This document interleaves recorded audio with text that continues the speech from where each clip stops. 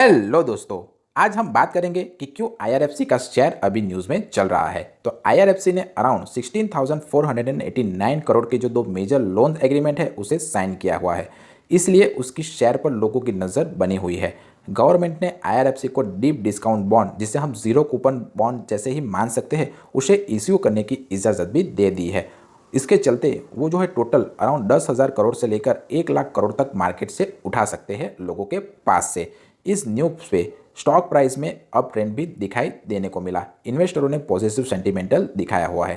Quarter 1 के financial result में IRFC का जो नेट प्रॉफिट था वो अराउंड 1746 करोड़ के आसपास था, जो पिछले साल सेम क्वार्टर से 11% ज़्यादा है। लेकिन स्टॉक अभी भी अपने 52 वीक हाई से काफ़ी नीचे ट्रेड कर रहा है और टेक्निकल एनालिसिस्ट कह रहे हैं कि अब रेजिस्टेंस लेवल को तोड़ना मुश्किल हो सकता है। आपका इसके बारे में क्या कहना है, मुझे आप कमेंट करके बता सकते हो। कंपनी की अगर डिटेल्स देखें तो इंडियन रेल फाइनेंशियल कॉर्पोरेशन, जिसे हम आईआरएफसी के नाम से भी जानते हैं, आईआरएफसी का काम है कि पैसा बोरो करना डोमेस्टिक और ओवरसीज मार्केट से, और वो पैसा इंडियन रेलवे के इंफ्रास्ट्रक्चर प्रोजेक्ट जैसे कि locomotive, coaches, wagon, electrification etcetera के लिए प्रोवाइड करना है। सरकार की ओनरशिप देखें तो गवर्नमेंट ऑफ इंडिया आईआरएफसी का प्रमोटर है और इसके पास अराउंड 86.36% स्टेक पड़ा हुआ है। ये कंपनी ने 2025 में आईआरएफसी को नवरत्न पीएसयू का स्टेटस मिला है। आईआरएफसी ने आईपीओ लॉन्च किया था अराउंड 2021 में और उसके बाद नेशनल स्टॉक एक्सचेंज और बॉम्बे स्टॉक एक्सचेंज में ये स्टॉक लिस्ट हुआ। जीरो एनपीए यानी कि नॉन परफॉर्मिंग एसेट का मतलब है उसके लोन पोर्टफोलियो में डिफॉल्ट नहीं हो सकता है, स्टेबल कैश फ्लो है और लो ओवरहेड कॉस्ट है। गवर्नमेंट की बैकिंग है जो रिस्क थोड़ा कम करती है, इसके चलते ये एक अच्छी पीएसयू कंपनी मानी जा रही है। आईआरएफसी का अगर P/E रेशियो देखें तो वो अराउंड 24.65 चल रहा है। कितना P/E रेशियो का मतलब है कि कितना प्राइस लोग 1 रुपये अर्निंग के लिए पे करने के लिए तैयार है। अगर P/E बहुत हाई है मतलब कि मार्केट ने ग्रोथ एक्सपेक्टेशन कंपनी से काफ़ी ज़्यादा मात्रा में लगाई हुई है। आईआरएफसी का P/E मॉडरेट है, जो हाई साइड पे भी है। मार्केट में ये एक्सपेक्ट कर रहे हैं कि कंपनी ग्रोथ दिखा सकती है। आरओई इस कंपनी का अराउंड 12.34% के आसपास है, यानी कि हर 100 इक्विटी के ऊपर कंपनी ने कितना प्रॉफिट बनाया है उसे हम आरओई कहते हैं। आईआरएफसी का आरओई ठीक है, इतनी बड़ी पीएसयू कंपनी का आरओई 12 से लेकर 13% का एक्सेप्टेबल माना जा सकता है। प्राइस टू सेल रेशियो इस कंपनी का 5.91 के आसपास है। कितना प्राइस लोग कंपनी के हर 1 रुपये रेवेन्यू पर पे कर रहे हैं उसे ही हम P/E कहते हैं। अगर P/S बहुत ज़्यादा है तो वो कंपनी को ओवर वैल्यूड कर सकता है।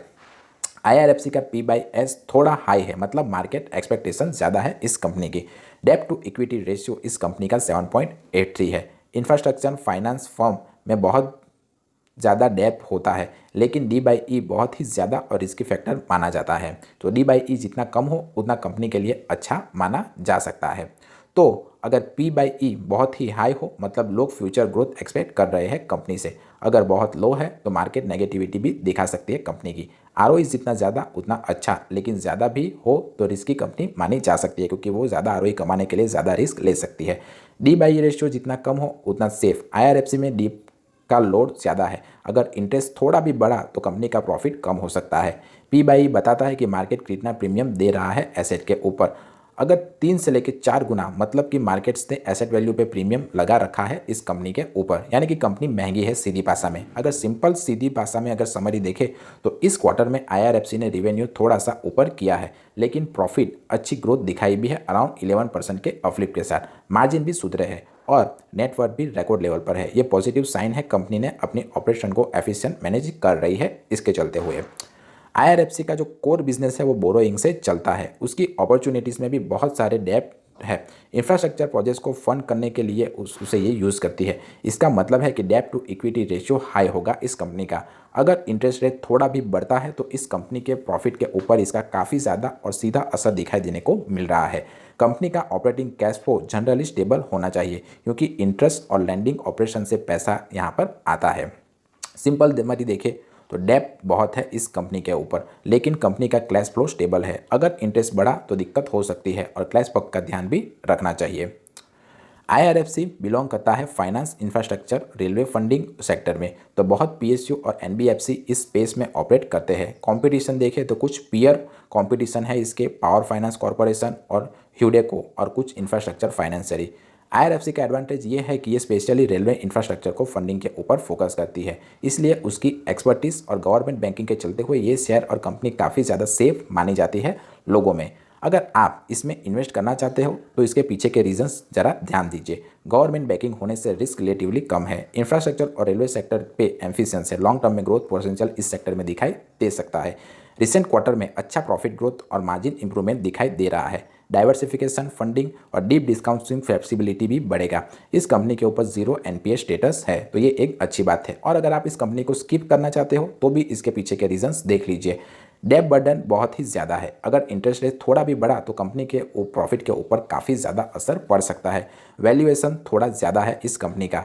मार्केट टेक्निकली वीकनेस और रेजिस्टेंस लेवल पर तोड़ना मुश्किल बता रहा है। तो इन सभी कंडीशनों को चलते हुए अगर आप इस कंपनी में निवेश करना चाहते हो तो अपने फाइनेंशियल एडवाइजर की सलाह के बाद ही इस कंपनी में निवेश कीजिएगा।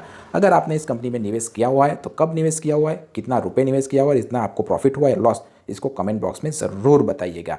व्यूअर्स को हेल्प हो जाएगी। वीडियो पसंद आया हो तो वीडियो को लाइक कीजिए, चैनल को सब्सक्राइब कीजिए। मिलते हैं अगले वीडियो में, तब तक के लिए बाय बाय।